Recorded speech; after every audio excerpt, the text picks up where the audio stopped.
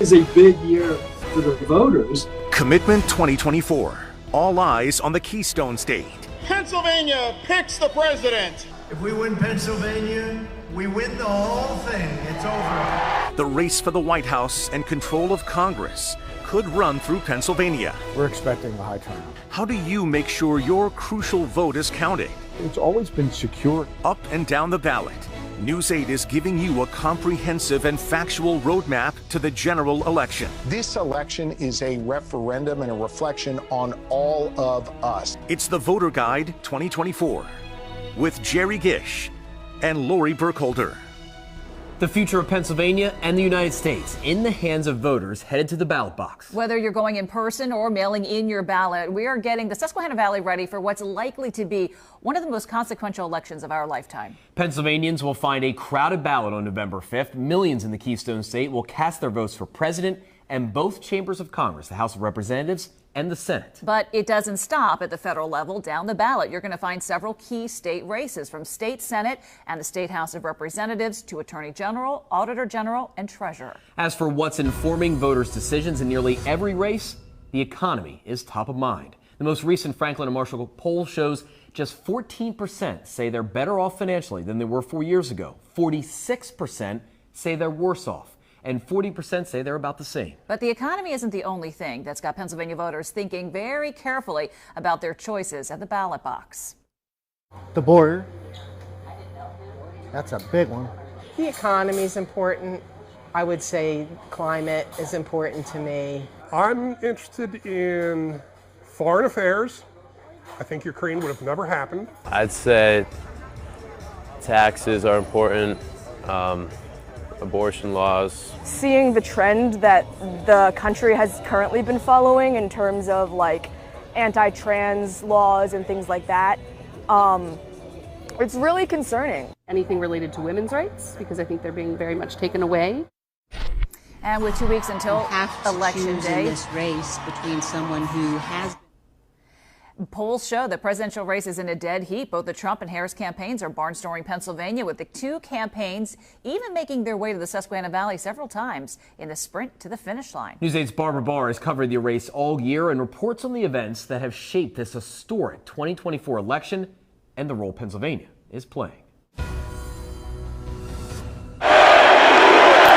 On the heels of his primary win in Pennsylvania and before heading to court in May. Thank you so much for joining us this morning. Thank you. Thank you, Barbara. Former President Donald Trump talked exclusively to News 8 about the expected rematch against President Joe Biden. Nikki Haley attained 16% of the vote. Are you concerned? All of those people are going to come to me because first of all, what's their choice? In addition to that. And then came the presidential debate in late June. We finally beat Medicare. The 81-year-old president's poor performance changed the political landscape. I don't debate as well as I used to. Questions arose about Biden's fitness to serve, and members of his own party called on him to step aside. President Joe Biden looks to reassure voters in Harrisburg amid calls from some in his own party to drop out of the race. The president vowed to remain the nominee at a campaign event in Harrisburg in July. Every time I come back to Pennsylvania, I feel like I'm coming home. Pennsylvania lawmakers stood by him. Of course, that's my guy. A week later, another momentous event rocked the race. What happened?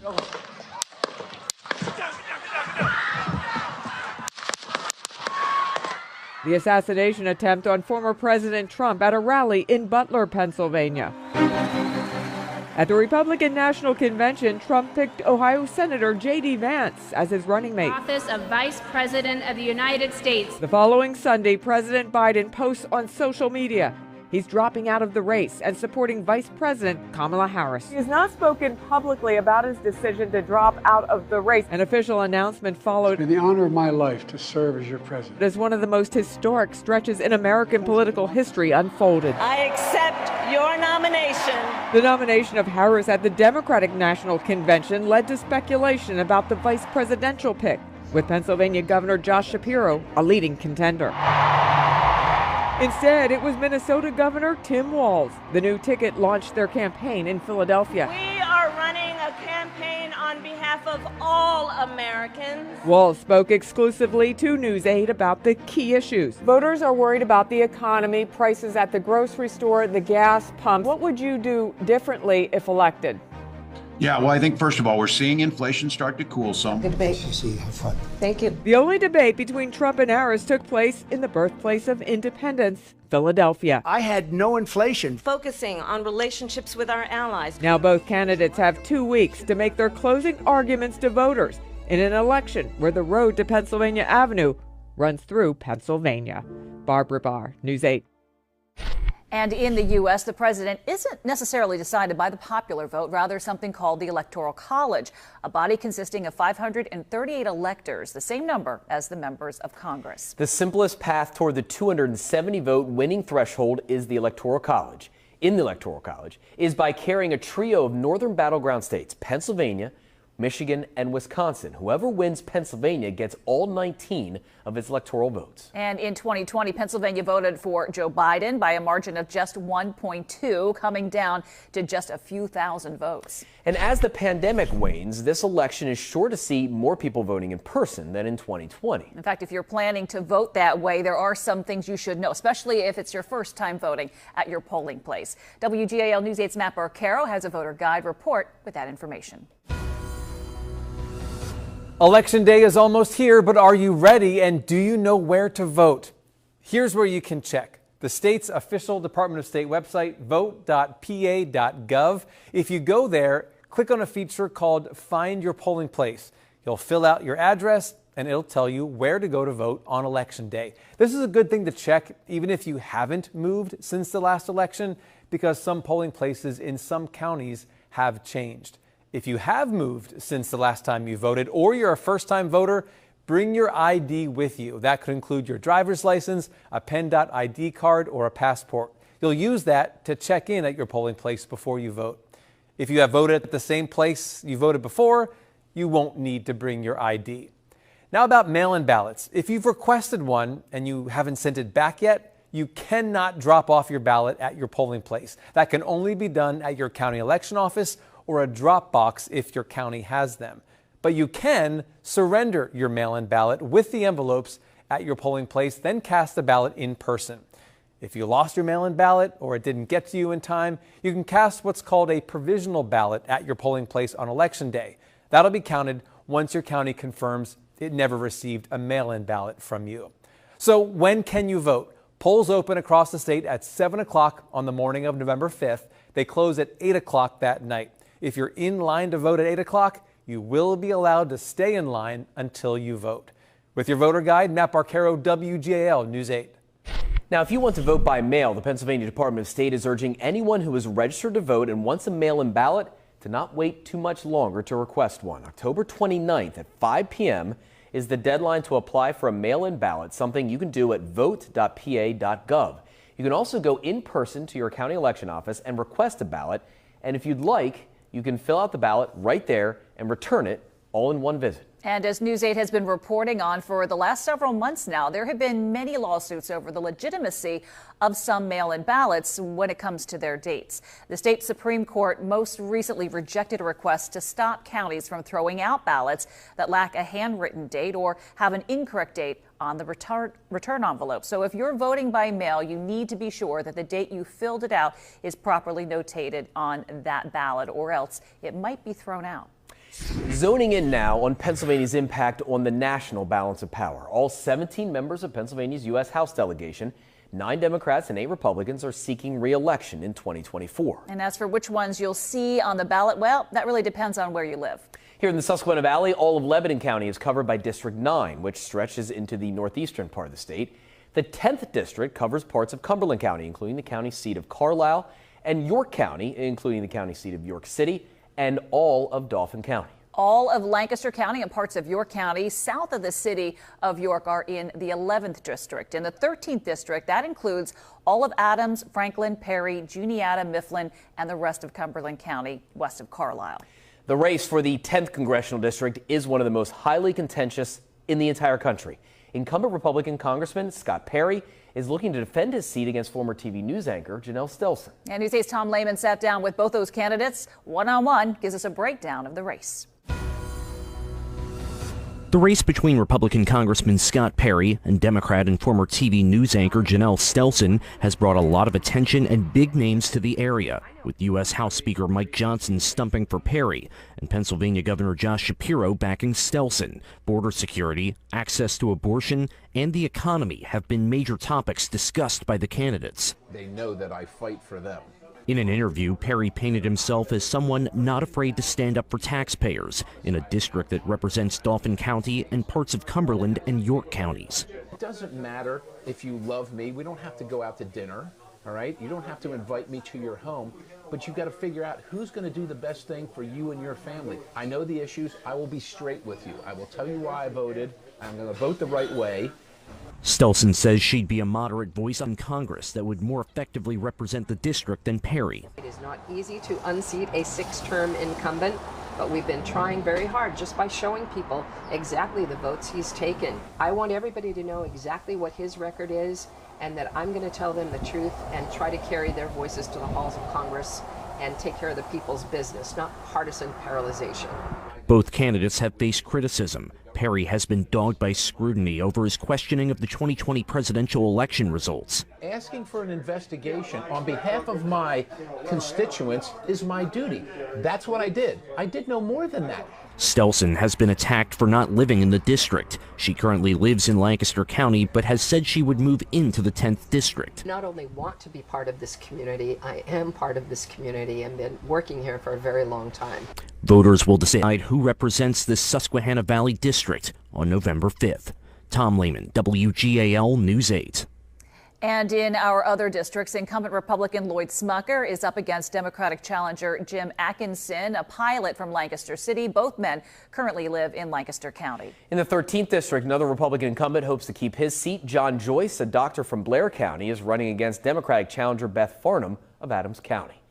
Now from the House to the Senate, the race between incumbent Democrat Bob Casey and Republican Dave McCormick could be pivotal in determining the balance of power in the chamber. Now, both ran uncontested in the April primary with the full backing of their parties who are hoping to push them all the way into November. Barbara Barr talked with both candidates about their showdown this November. The loss is staggering. From Attack Ads, McCormick invested millions in China's biggest fentanyl producer. Bob Casey's lying about me, and I won't tolerate it. to contentious debates. Senator Casey was born with a political spoon in his mouth. He doesn't know how to create jobs. Every day I've been a United States Senator, I've worked on behalf of the people of our state. The Pennsylvania Senate race has featured testy exchanges between three-term incumbent Democratic Senator Bob Casey and Republican challenger Dave McCormick. A combat veteran and former hedge fund CEO, McCormick sat down with us for a lengthy interview. I feel great about where we are as a campaign. I mean, make no mistake, I'm the underdog. The Casey campaign canceled an interview citing his schedule, but the senator did take a few questions at an event as polls show a tightening race. Whoever wins this Senate race will be, highly likely will be in the majority. The two candidates argue over the root cause of inflation, with Casey blaming corporate greed. From July of 2020 to July of 2022, in that 2-year period, corporate profits went up 75% in the country, an explosion. Do you support price control? No. McCormick points to government spending. Bob Casey, when all that legislation was passed, that $5 trillion, he said, this is not going to cause inflation. He said, go big or go home. They've also sparred over a woman's right to an abortion. We're either going to be a nation that bans abortion or not, and that's the choice. The national Republican goal of banning abortion is not very far off. I'm personally in favor of the 3 exceptions. I'm opposed and would not sign or support national legislation or a national ban. I supported this being an issue decided by the states. Both candidates oppose Nippon Steel of Japan buying U.S. steel and support the reopening of 3 Mile Island.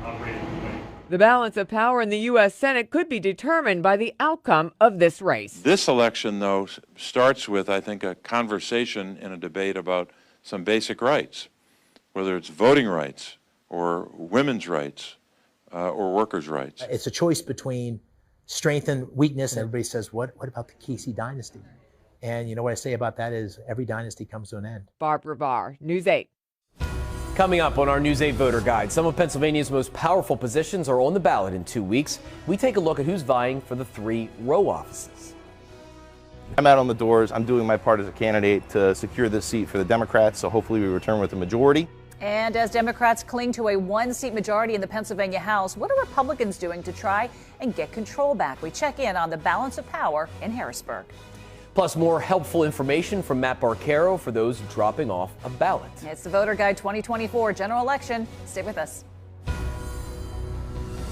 I wanted to participate in this election. I know we're a swing state and we're a battleground state, so I wanted to just take part in that. I heard Pennsylvania was a swing state, so I feel like my vote matters here. For millions of members of Gen Z, this is the first presidential election in which they're eligible to vote.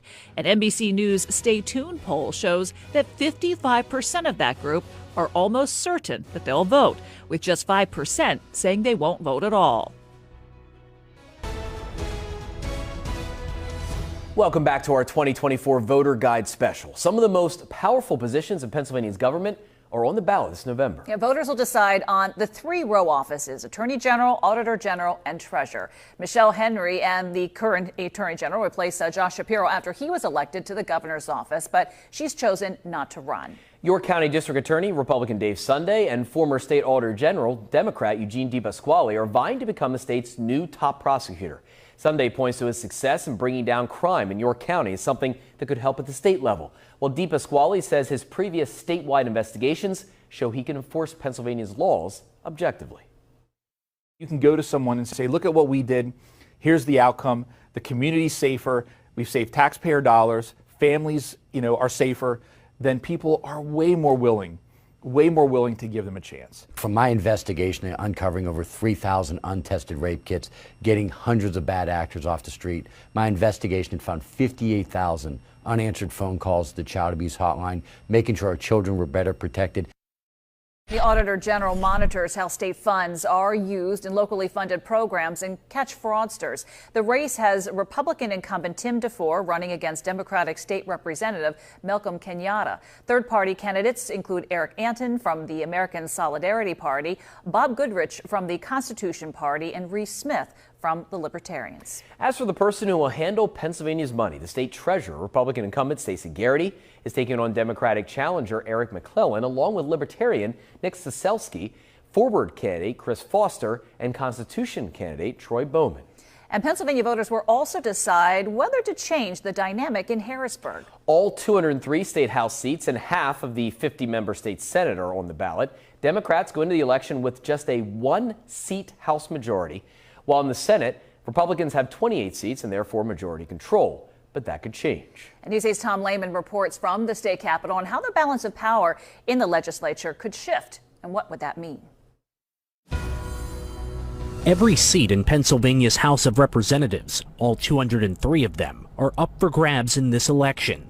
Democrats have held control of the chamber following the 2022 elections and have essentially held a slim majority by a single seat since then. I'm out on the doors. I'm doing my part as a candidate to secure this seat for the Democrats, so hopefully we return with a majority.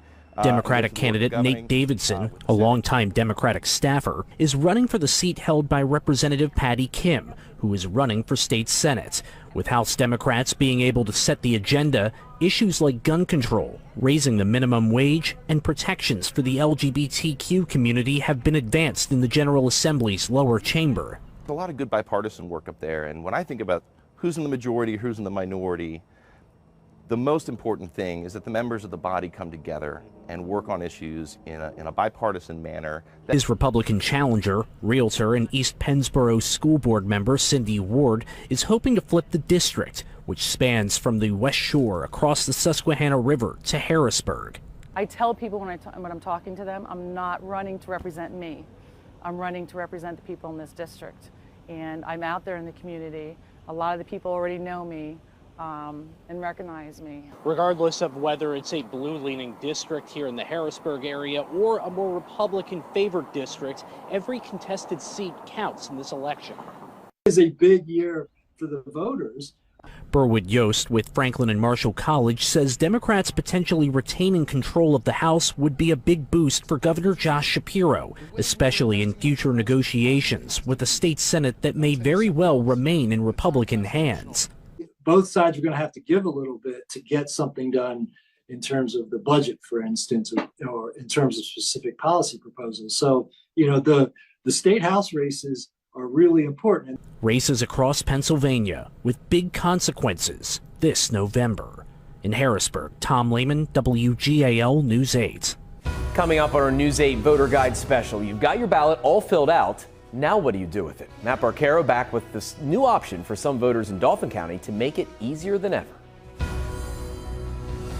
His message about wanting to break away from the status quo of politicking was appealing. I voted for Trump. It was a struggle for me, and I ended up voting for Trump, and I regret it. White women make up one of the biggest voting blocs and have voted for a GOP presidential nominee each general election since 2000. But that could change this year. A summation of moderate voters in Pennsylvania shows Kamala Harris with a 2-point advantage over Donald Trump within the margin of error. Back to our 2024 Voter Guide special. If you've requested a mail-in ballot for the election, there are several ways that you can return it so that your vote can be cast. But don't put it off for too long. News 8's Matt Barcaro is in Dauphin County with another voter guide about how to get your vote in. Mail-in ballots are designed to make the voting process more convenient for those looking for that. So you have a choice on how to get your ballot back to your county. You can mail it if that's what you choose. So after you properly fill out your ballot according to the instructions using both of the envelopes provided, you can put a stamp on the outer envelope and then put your ballot in the mail. You can also hand deliver your ballot to your county election office. Check with your county for the address and the hours. Some are extending their hours leading up to Election Day to give you more time to drop off your ballot.